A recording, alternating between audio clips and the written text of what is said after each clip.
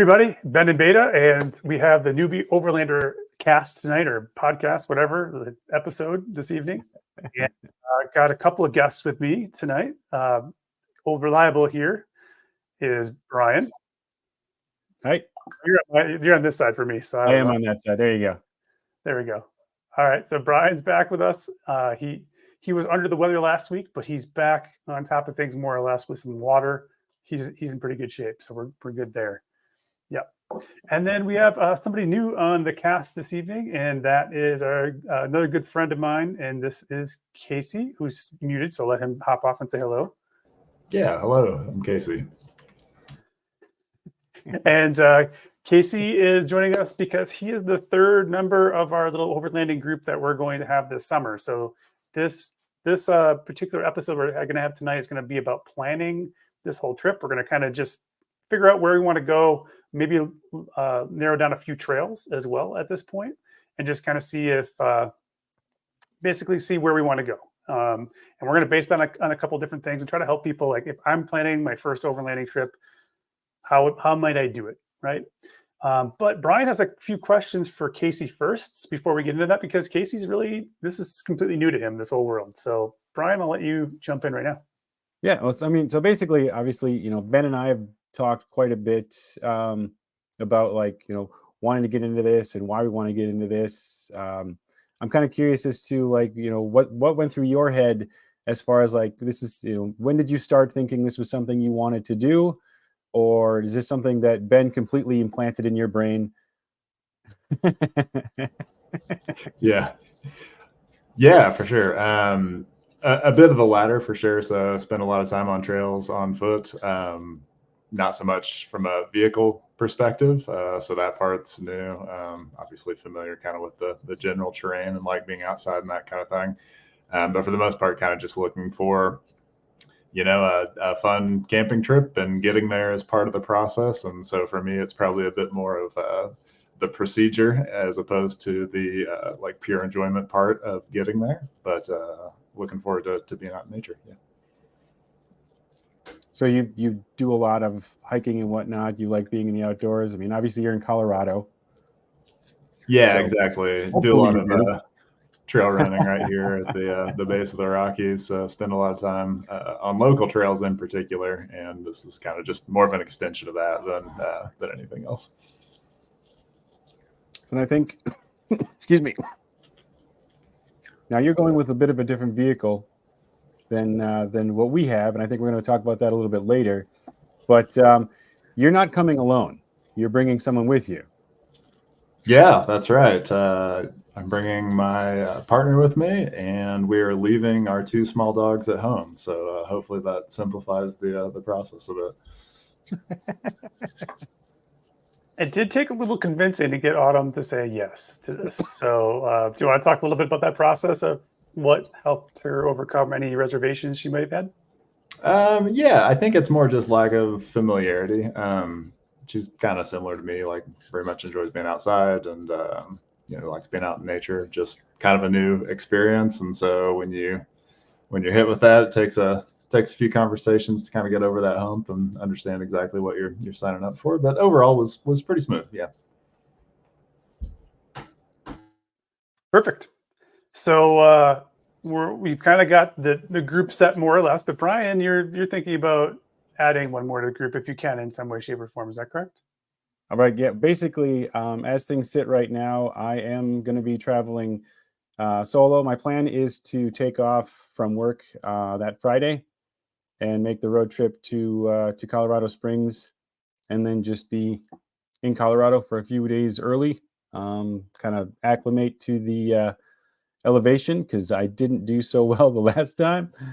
But one of the things that I did start talking to Ben about a little bit earlier was potentially seeing if one of my friends around here wouldn't be willing to fly to Denver the night before. I think that would be Friday night. And then Saturday morning, when we kind of pack up the last morning and take off, I would pick them up and road trip back with them on the way back versus 15 to 16 hour drive it would be solo. Yeah, that makes sense, and hopefully, you're able to find that person if they're available. It'd be super cool. I've got a little bit of time. I've got a little A bit little of bit of time. time, a little bit, a little bit. time. All right, well, let's jump into the next phase here. So, if you're planning an overlanding trip, the first thing you need to, I think, do is understand um, areas where you might be interested in going. So, we would like to go somewhere in the Colorado backcountry. We know that, and I think the next thing to think about is like what is my vehicle capable of, and so like what vehicles are we going to bring. So behind me, I have my 2024 Tacoma TRD off-road with upgraded tires, and it'll have skid plates on it, and there'll be a tent on this side at some point here. So it's pretty off-road worthy kind of stock, but it is stock, so it's not lifted. Something I have to keep in mind, and there's just kind of minimal underbody protection for this vehicle. It's not all steel plated or aluminum plated. It's got sort of composite plates. There's protection, but there's not a ton. So it is stock, and it sits pretty high. It's got like 10 inches of ground clearance or something like that. So it's pretty good. Then we have Bryan's vehicle. So this is Bryan's. It used to be Sugar Bear, which would have been a great GMRS handle, I think, when we're talking. But you can still use it. It's totally fine. But this is Bryan's Jeep. You want to talk a little bit about that real quick? So it's a 2018 Jeep Wrangler JL. It is a Sahara Unlimited Moab edition. It's got pretty much the same clearance as your truck. It is stock. I haven't done anything as far as sprucing it up in any way, shape, or form just yet, other than to buy a roof rack so that way the rooftop tent has some place to mount to. But yeah, like I said, 2018. It's right now. It's got around 69,000 miles on it. But everything's going good. I did put some new tires on it from what you're seeing in the picture there. Those were the stock tires that came with the Jeep, and I did upgrade those to kind of an all-weather type of tire that has Kevlar reinforced sides. So hopefully that'll stop me from getting any punctures from the rocks we travel over. We'll take it easy no matter what, for sure. You also just changed some fluids, right? So you've got some fluid changes in your differentials, I think, right? So yes, my rear differential fluid was pretty dark the last time I took it in to get it looked at. So I made sure to take care of that right away and replace the differential oil. So now it's running clean, running smooth. Excellent. And that's always what you want before you head out. So it's another thing too to consider. If you have your own vehicle, make sure it's in shape and ready to go for a longer trip like this. So we're planning, it's going to be 3 nights and 4 days. So, a decent truck. And either way, we're going to be driving a couple hours, even just on the highway to get to wherever we're going. I do plan on, oh, sorry, go ahead. No, I was just going to say that I do plan on like end of June, taking it back in and just getting it checked over one more time.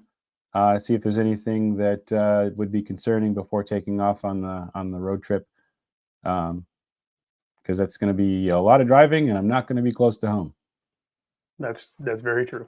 Luckily, you'll be in like Jeep land out here, though. If you need something, there's probably a Jeep fix-it place every 10 miles or something, I think. So that brings us to Casey. So Casey has a little bit a different vehicle he's going to be bringing, and there's a reason for that. But if Casey were just going to come with his stock vehicle, that is what, Casey? What are you currently driving? A 2010 Honda Civic with about 100,000 miles on it. So it's probably not cut out for what we've got in mind. Correct. So one of the things we did was we were originally going to go with Peak Overlanding out of Denver. We were going to rent, all 3 of us were going to rent vehicles at that time. And Casey was going to rent a Ford Bronco.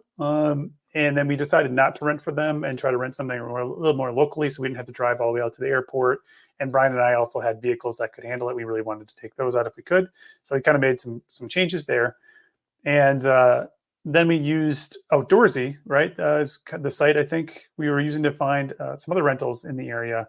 And in Colorado Springs, you were able to find this one right here. Yeah. So what to this vehicle? Yeah, so we had a bit of an adventure getting to this one. We actually had rented another one beforehand and had the owner cancel out from under us. So that was abrupt. But for this one, looked for all-wheel drive and tires that looked at least, reasonably competent for kind of what we had in mind. Ideally in something that looks fairly comfortable from the inside as well. I'm a taller guy, so it's kind of nice to have a bit more space to spread out in. But yeah, I thought it was a pretty reasonable substitute, and definitely going to be like the least capable of the bunch, but still looked pretty reasonable for what we had in mind. It's going to be very capable of being comfortable, I would say, though. So no matter what's going on, hail, thunderstorms, you could be inside there and I think you'll be pretty happy. So where we might be a little less happy if some of that's going on. So exactly. Yeah, it definitely looks pretty capable. So pretty cool vehicle. But it's probably the least capable, mostly because it's got a very long wheelbase and a higher center of gravity. So we have to be a little more concerned about that, right? So we got to make sure we're going to be going on trails where we know that this is going to be good. And this will be your first time out. So there's going to be some inexperience. You're going to have to be figuring things out too. Like if you were driving this every single day, you've been out for years and years and years, this might be a little bit different story. Yeah. So you were originally going to go with the Bronco with the rooftop tent, and have now switched to this. What were some of the trade-offs that you had to consider when it went from going from the Bronco to the van? Yeah, I mean, primarily making sure that what we were looking at was at least capable enough to cover something that you all might be interested in going down as well. Like we didn't want to completely rearrange the entire trip just on account of us having a little more glampy setup. So that was a big part of it. But again, like Ben was saying, just kind of being relative amateurs in the space, like it's kind of nice to be able to just load everything up in one self-contained vehicle, and like you've got the whole package right there. It's just super convenient. Location was also really nice. We had a lot of luck with Outdoorsy, just having several options locally. Gotcha. So now we know what the vehicles are. We can kind of talk about areas we might want to actually explore and camp in and do some overlanding. So we talked about two areas. Originally, we'll go back to the one we were originally going to go to, but we've talked about the Beninbeta area, and I've heard many good things about this area. There are a lot of good trails in here. It's about 2 hours, so it's not a bad drive at all. My mom and I were out here recently, and it's a beautiful area. I even did one of the trails down here near Beninbeta with her, and rented Tacoma, and it was just fine. But a beautiful area for sure. So we've talked about that. Advantages in this, that there's lots of different trails in this area on both sides of Beninbeta, south, north. You can go up in Leadville, right? There's lots of different areas we could go here. And it's only 2 hours away, so that's nice. The other area we've talked about, and this is our original plan, was because we were going to rent vehicles from Denver anyway, was to head out into the Flat Tops area and start in like Dot Cerro here, and then head up Coffee Pot Road and out in. We actually found some sites we kind of already wanted to stay at. And then originally we were not going back to Denver. We're like, well, should we do this? I don't know. So these are still the two areas, and it's only about another hour drive in the morning. And because we're not going to have to pick up vehicles, we can just be driving right away in the morning. Say we meet up at 7 a.m. or something like that, get things set up on the road by 7:30 or 8. We're out to Dot Cerro by around 11 a.m., noon. And then we have a few hours drive to a campsite. But that's probably fine.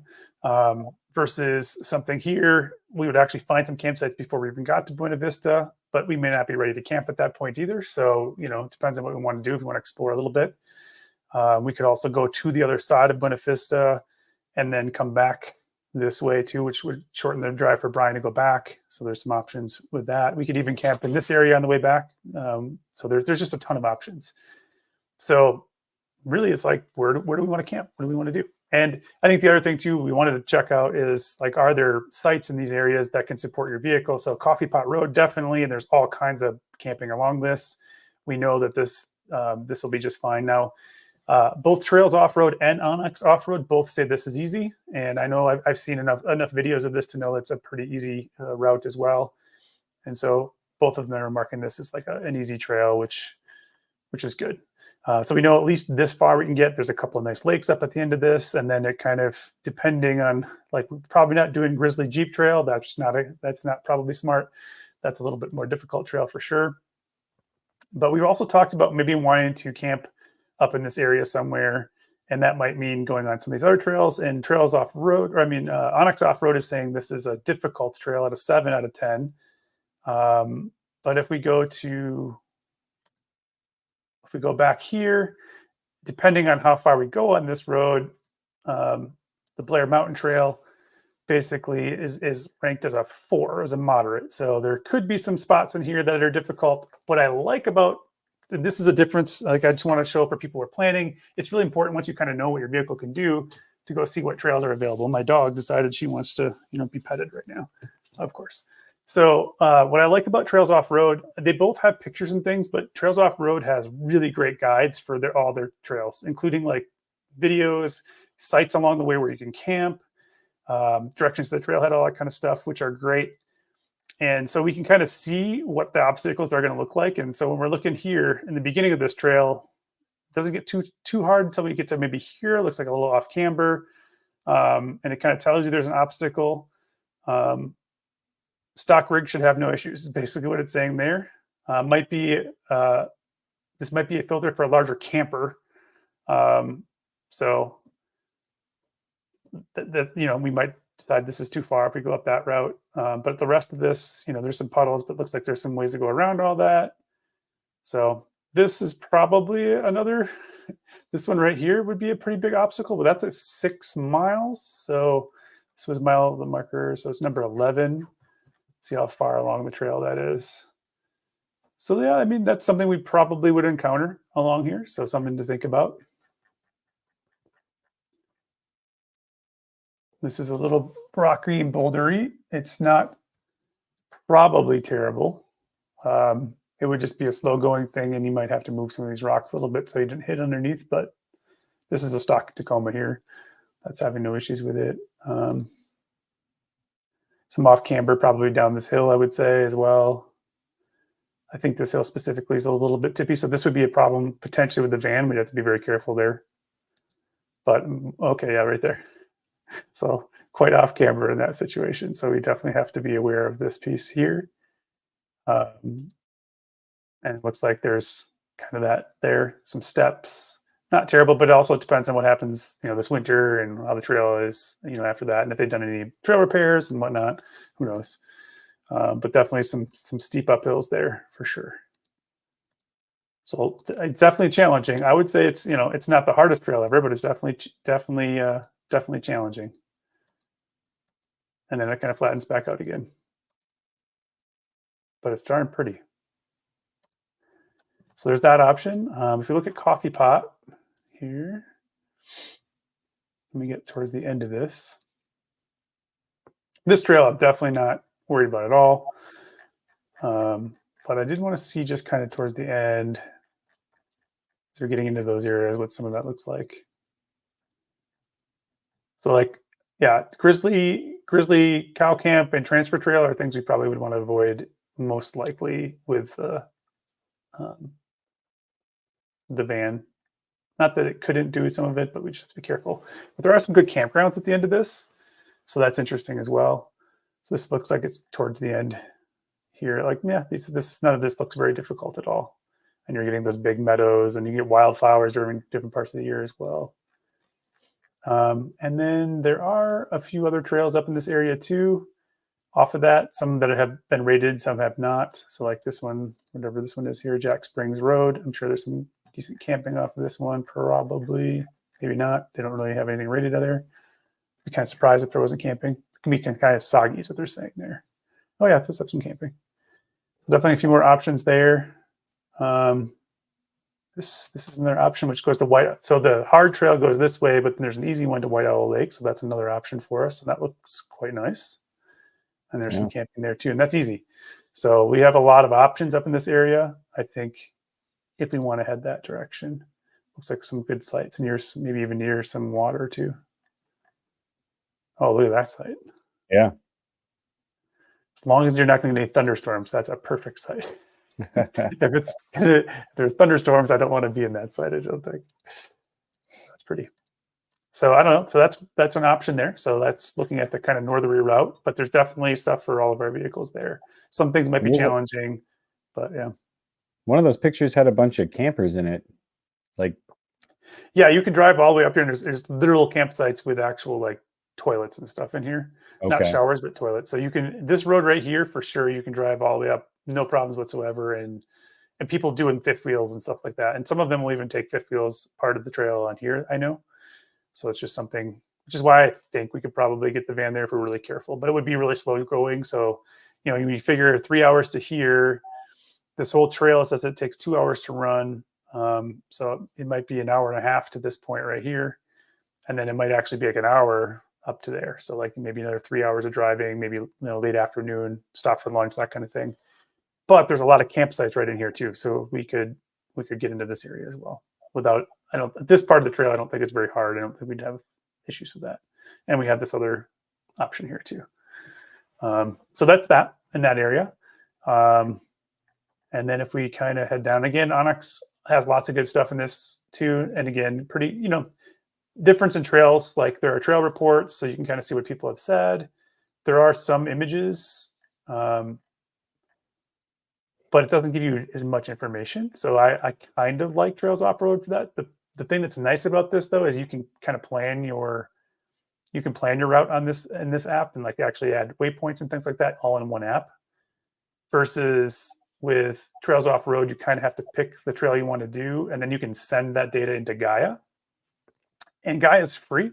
There's a free tier of this, so I can share these trail maps with you guys, which is nice. So we know kind of where we're going, what we're doing, even if you don't pay for the app itself. But it is a 2-app kind of thing, because here's where I can plan and put waypoints of my own and campsites and those types of things. So it's a little bit different. You have to use those two in conjunction versus Onyx is kind of an all-in-one solution. But it's funny because some maps, like some places, they have different trails mapped in the same areas, which is it's just kind of interesting. So now if we head down into the Buena Vista area, again, we'd be coming in probably off of 9 here into this area. And there are, you know, all kinds of green trails. Black Dumps is an area that I was looking at. There are a few. I actually ran this trail right here, this part of this trail right here, and I did not find it to be very difficult in the Tacoma, even though it's marked as a little bit, what is it marked? A 4 out of 10. That's probably, yeah, maybe a 3 out of 10, I would say in that one. If you compared it to Trails Off-Road 4 out of 10, I would say this is like a 3. And if you go into to Trails Off-Road in that same area, they're going to mark that one as kind of the same. Blair Mountain Gulch is about a 3. So I was right. I guessed correctly on that one. So there's a bunch of different camping in this area as well. And we can go on both sides of, you know, here that they're going to get some higher mountain elevation on this side, and then lower mountain elevation, which is also something we have to consider with Bryan, because Bryan's only going to have been in town for maybe like 5 days or something before this. So he'll be semi-acclimated, but we're all going to struggle at 10,000 feet. Let's be realistic. Once you get above 9,000 feet, you feel it. So something else to think about there. And then there's a number of, you know, more difficult trails, less difficult trails. Some that are really difficult, kind of just depends on what we're looking for. But obviously we're mostly green is kind of where we want to live in. But there's quite a bit in this area too. So those are kind of our choices. I don't know what you guys think. And then we can look at some of this, for example, just to see kind of what that looks like. There's camping along all this stuff. Again, nice and easy. So it's a real different area. They're completely different landscapes for sure. This will be dustier and dirtier. It's going to be a little bit more muddy, a little more mosquitoes up in the other area, I think, as well. Something to think about. Lots of cows, apparently. A little bit different there. I'm just going to actually look at the trail reports here. So a little more open on this side, it looks like, for that particular trail. But yeah, what are you guys thinking? What do you feel? What are your opinions? Yeah, I mean, both obviously beautiful and one nice thing is, like you said, it's like an hour difference, right, from a drive perspective. So from one perspective, like an extra hour at that point, not a big deal at all. No. Makes it really easy. I do like the idea of kind of being close to some lakes and things on the Dotsero route, but we ran up to Buena Vista not long ago, and it's gorgeous up there too. So as long as we've got good backup options in the event that the van has trouble with something, then I think both of those are fantastic choices. Sounds good. I mean, we could go to some of these other lakes here to do some paddleboarding and things. It just wouldn't be camping on them or anything like that, right? And then we could go and find a site too. So those are some other options as well. There's definitely some places to do some of that. Bryan? Totally. No, it looked like is it DeSoto? Dotsero. Dotsero area definitely had more lakes and potential for like views and stuff like that while we're checking out the trails and kind of exploring. So that's definitely I lean more towards that. The other area definitely looked like it was it had some options as well as far as a couple of lakes, but looked a little bit more out in the wilderness, which I also enjoy, but I think I'm probably leaning more towards our original planned area with the Dotsero, but Okay. just based on what you're showing me. So there are, I think either one of them is going to be good. And there's like 20 million campsites along Coffee Pot Road, especially even if we were just tired and we just wanted to stop right next to the road. Like you can see, like here's the trail. And you're like, I'm just done. I need to get out and have and camp. So I think we would definitely find something. Even on Labor Day weekend, I was just watching a video this morning on this area. Even on Labor Day weekend, there was a guy in the Jeep and he was able to find a spot Labor Day weekend, even on this road, which is super easy. So and again, like you could drive your Civic up in this area and that first part of that trail for sure. So I think that's something else to kind of consider, which is nice.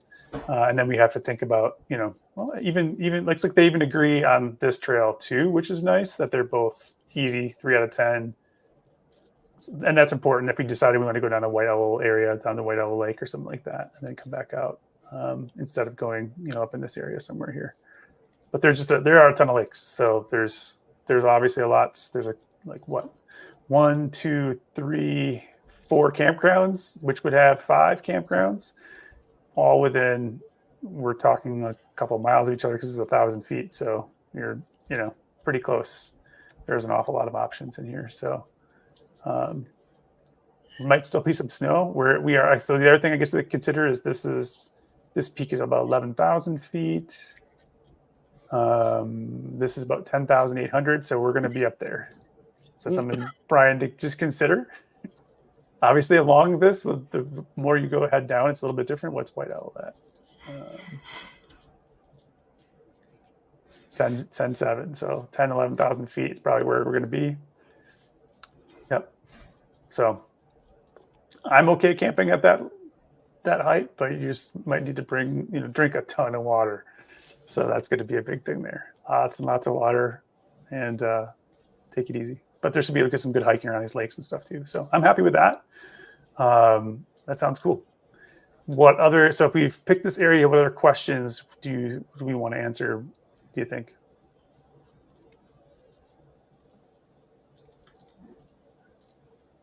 So one thing I have is I have a GMRS radio for my truck that'll be permanently mounted or semi-permanently mounted. And then I do have 2 handhelds, so we should be able to communicate without a problem. I do have to get some adapters for the car to make sure that they can stay charged in your vehicles. That's the only thing I'm missing right now. I've got 1 adapter, but it doesn't help 2 vehicles. So we should be able to communicate the whole time, which will be helpful.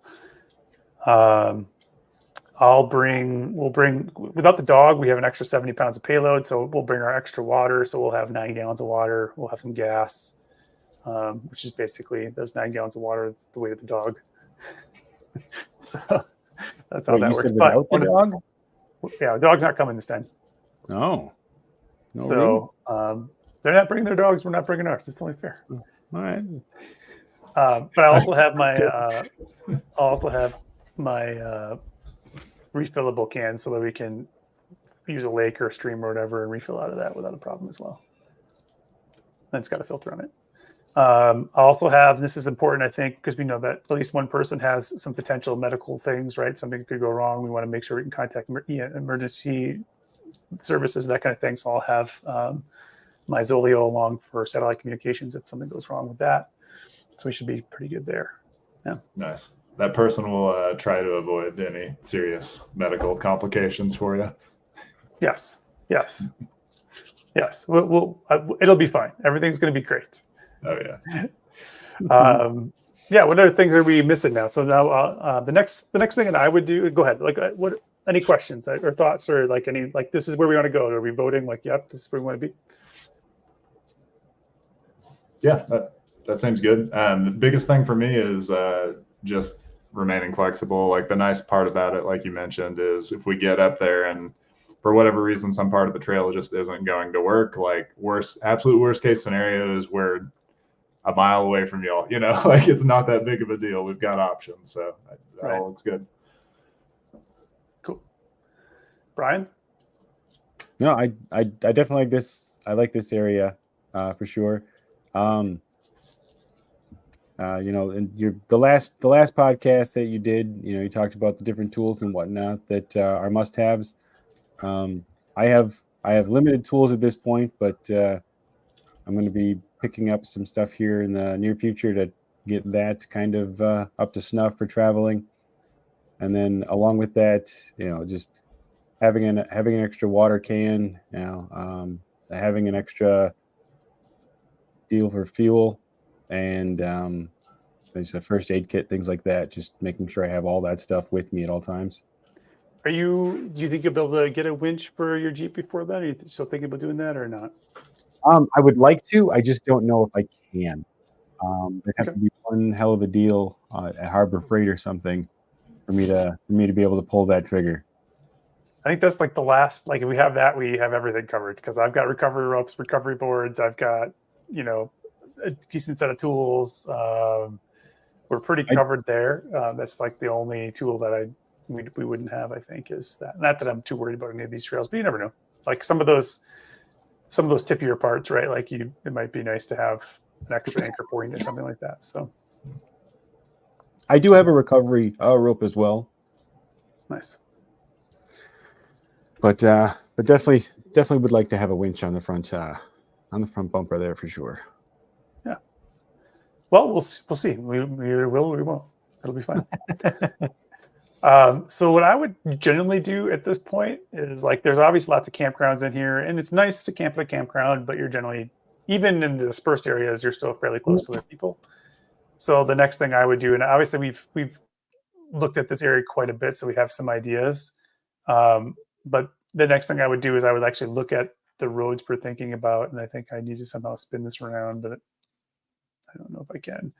So we would be coming in to Sarah, which is somewhere out in here, I think. Hold on, right? Let's make sure I'm coming from the right direction.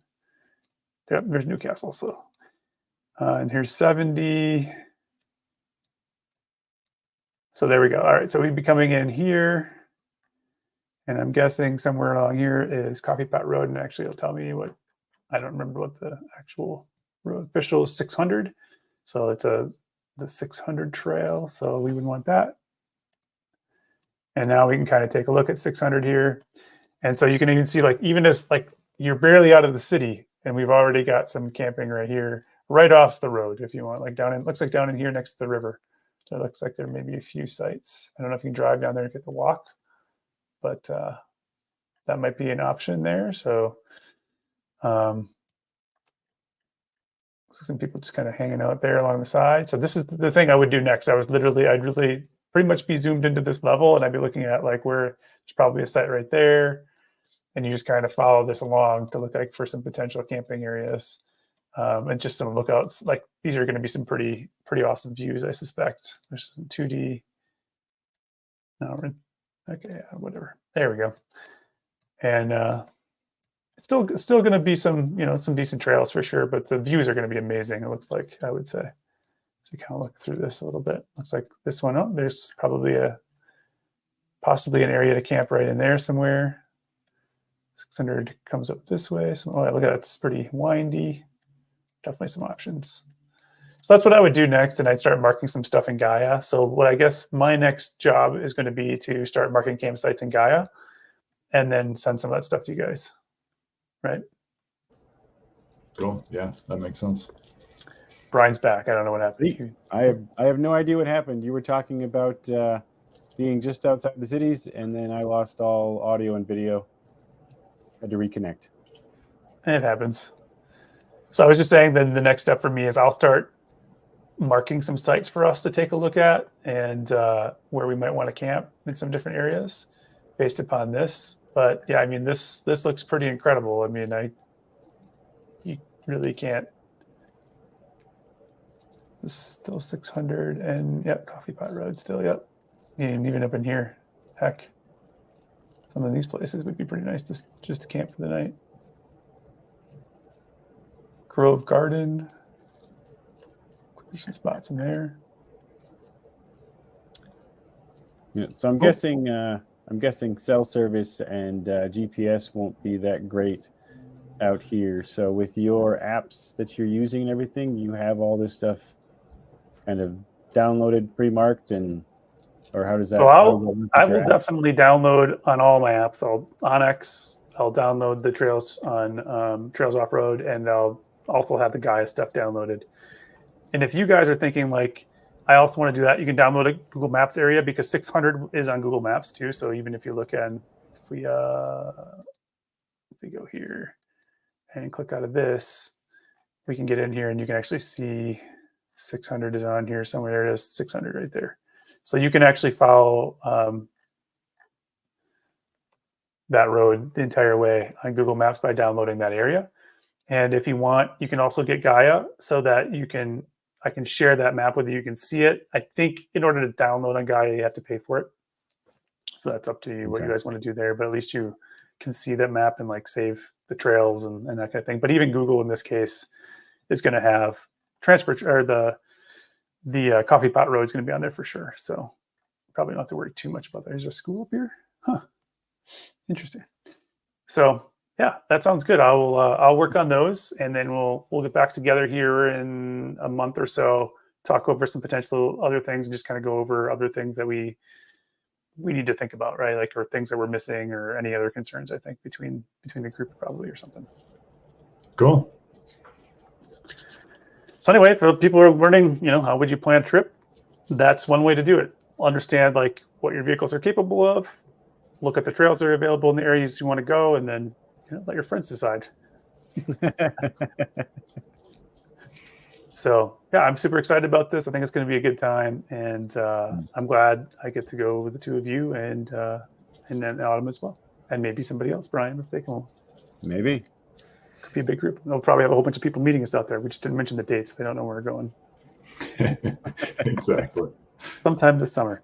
I mean, it could still be like there's a lot of snowpack this year, so it's possible some of these areas will still have some snow too. So it's something else we'll have to consider at 11,000 feet. Right. All right. Well, any last things we want to talk about before we head off for the night? Looking good. No. All right. I don't have anything new right now to report. As soon as I start getting some of those tools and different things, then I'll have some more to share. But for right now, nothing. So we're 2 weeks away from the 10th. So 2 weeks from now, 10th will be on. Misty comes out the weekend after that, and we're going to go hit maybe even this campsite that we actually parked at for lunch and camp there, potentially, just to try things out. I invited Casey to come along that weekend. Casey and Autumn can come if they want. We'll see what happens. Who knows?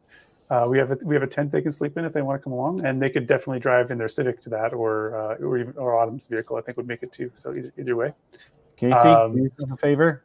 Hack the tent yourself. Yeah, I mean, that can happen. Where I had everything else. You guys, I felt it was kind of your responsibility, Bryan, to remind me to put the tent in because you guys. You're right. It was completely my fault. I take the blame. Yeah. I I'm literally just went trying through to the help Casey checklist. out. I'm like, yeah, I got everything on this checklist except for the tent for the guys. Right. I don't want Casey to feel the same guilt I felt. So Exactly. Probably won't ever forget again because I think I put that on the list now for like multiple people tent. So we're good there. have you been updating your list? It was pretty updated before. I mean, it's still. Okay. I mean, we just have different versions of the things potentially, or instead of a tent, we have a rooftop tent, which is connected. So hopefully, I won't forget that. That kind of thing. So I've tried to keep it up to date. I'll probably go over it a couple more times, but that's also something. Make sure you have your list of things before you leave, and you can check them all off. Whether it's medical and whatnot, you got all the things you need before we take off. Extra batteries for stuff, those types of things. And maybe we can do another episode on all the stuff we're bringing along. And then if there's anything we think we don't need to double up on or other things we think we should double up on, we can do that too, just to make sure. Because I don't know what all comes in your van. I didn't really look at it. Looked like there was quite a bit of stuff in there. You have a grill, it looks like, and some other, looks like a fire can. Yeah, I got a little lost in the accoutrements. So it looks like yours is, so it looks like they have a Yeti cooler, but they don't have a fridge. That's fine. Because we could use yours to keep like drinks in, where we don't care if they're that super cold. And then we can use, I've got the fridge. Bryan will have a cooler. I'll have a cooler. So yeah, we'll have to figure that stuff out a little bit. We can use our fridge to put in all the food, maybe, or whatever that needs to stay cold, and that's fine. And we can divvy up the rest of the stuff between the different things. So other things to think about as we get closer to that. Now that we know what we're going to. I'm just going to pack like 20 MREs and call it good. Yeah, you can do that too. There's nothing wrong with that. That works. 6 cans of black beans. Right. Spam. Just spam for me. I'm good. That won't work for Casey and Autumn though, unfortunately. Yeah. All right. Well, I appreciate both of you joining this evening and going through all this. It was fun. It's cool. We know our vehicles. We know where we're headed. Now we just got to do a little bit more research into that area. But I think we're pretty good. Misty's going to be surprised coming out of this, I suspect, because she definitely thought we were going to Beninbeta. So it'll be interesting. I don't think she's going to mind going up there, but it'll be kind of fun. I mean, I guess if the snow becomes an issue, if there ends up being a lot of snow still, then we can always go with the Buena Vista area. Yeah, definitely. It's nice because it's Colorado. You can kind of throw a stick and you'll find a trail to go off road on, which is nice. Exactly. So cool. All right. Well, thanks for joining. I appreciate that very much. And for everybody watching, remember to live your life in beta. And we'll see you next time. See you later. Take care, everybody.